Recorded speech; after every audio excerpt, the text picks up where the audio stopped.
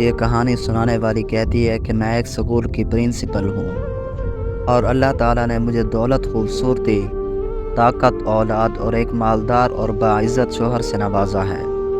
میرے شوہر نے دوسری شادی کر لی، جس کی بیوی کی تعریفیں سب لوگ کرتے تھے۔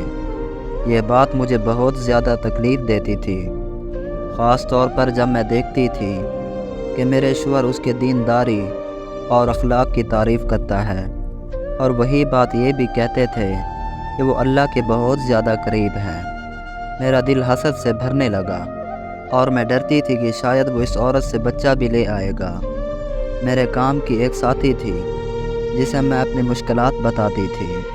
اس نے مجھے ایک مشورہ دیا کہ اس کے حاملہ ہونے کی کوشش روکنے کے لیے کچھ ایسا اس پر جادو ٹونا کرو کہ وہ تمہارے شوہر سے طلاق لے لے۔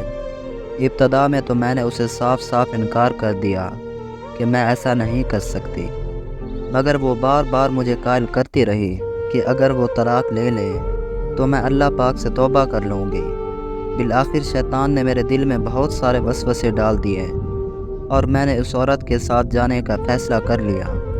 ہم ایک جادوگرنی کے پاس گئے اور میں نے اسے بتایا کہ میں نہیں چاہتی کہ میری سوتن حاملہ ہو، اور میرا سب سے بڑا مقصد یہ ہے کہ وہ عورت میرے شوہر سے طلاق لے لے۔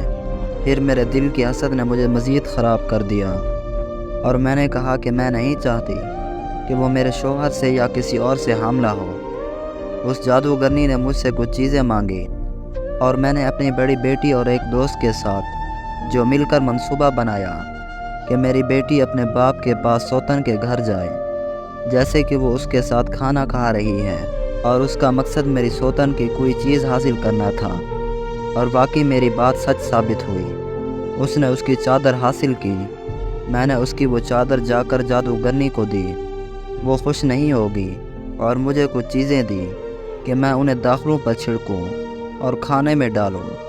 ایک دن میں نے اپنی سوکن کو دعوت دی اور کہا کہ ہم دونوں آپس میں بہنوں کی طرح ہیں اور میں چاہتی ہوں کہ وہ ہمارے ساتھ رات کا کھانا کھائیں۔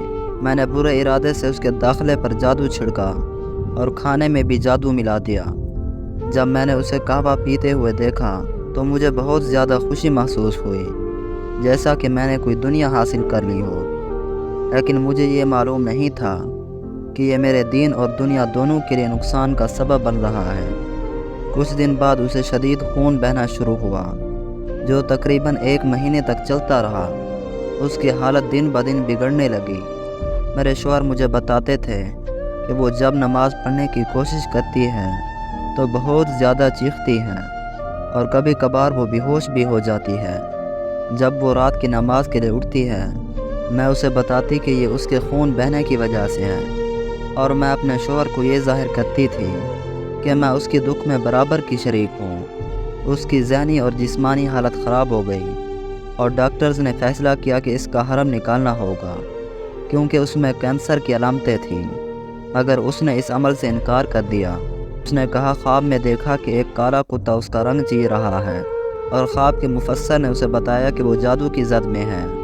اسے زیتون کے تیل سے اپنا پیٹ ملنا ہوگا اور اسے خود کو دم کرنا چاہیے۔ میرے شوہر نے اس کی یہ بات بتائی۔ میں نے اپنی سازش کی ساتھی سے یہ بات کی۔ ہم دوبارہ سے جادوگرنی کے پاس چلے گئے۔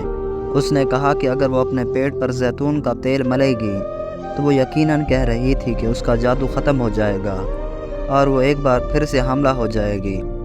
ہمیں اسے اس چیز سے ہٹانا ہوگا، اور اس نے مجھے کھانے میں کچھ ڈالنے کے لیے دیا۔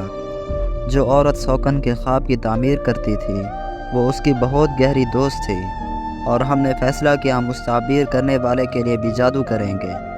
میں آپ کو اس کہانی کے سبق کا نچوڑ بتانے لگا ہوں۔ دیکھیں، یہ کہانی ہمیں یہ سبق دیتی ہے کہ حسد، انتقام اور بدگمانی انسان کی زندگی کو پوری طرح برباد کر سکتی ہیں۔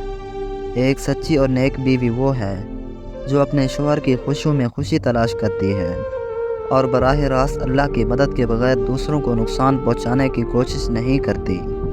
میری اللہ پاک سے دعا ہے کہ اللہ ہمیں ہر قسم کے جادو، حسد اور بدگمانی سے محفوظ رکھے۔ آمین۔